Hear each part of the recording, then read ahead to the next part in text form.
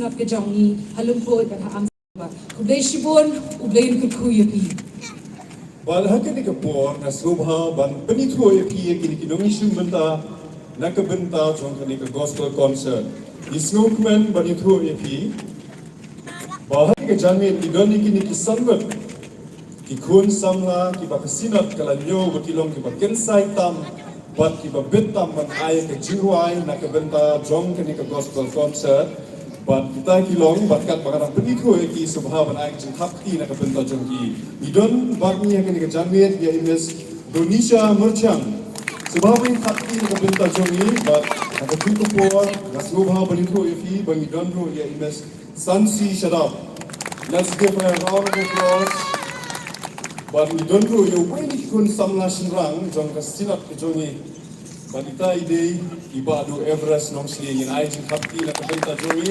hamjam We don't know ang kini jangi ya imes kentiulin mau piang. In aijin kapti na kabenta jongi. But hakin ke por we don't know ibe long kme kasinat kasyem bam de tangki kun samla idon kamro ilong kme.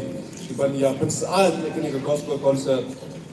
Ini ay jing kapki na kabenta ay Mrs. Jennifer Kamdek. Bangalor kini kisangot di donro akin kapor ya i Reverend W.K. Hujan itu bayi pastor ilong way na kisakti di jong play ibala don kibenta repair bangat saray pastor in desyo katmat katumay na kabenta jongi hangni por ripoy. Balhakan ni kapor ni donro ye ibado dewes bashi kai ibado inaiti thapti ne kabenta jo ibado badia kuan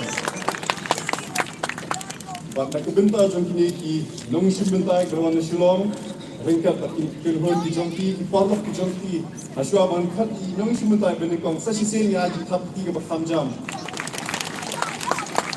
ekdam da kun slam show ke pi baro kila ya ku lenti nakabenta kan kapor sisindang ng khat ya imes Indonesia merchant bengwan sini sikmat manay ke jiwai ke peningkong ke jongi ke special number bat dien kata ng khat ya imes kentiulin mau punyang bintang long pala pengke ke porlok ke sisin ng ay jing kapti jong jing subha ya imes Indonesia merchant.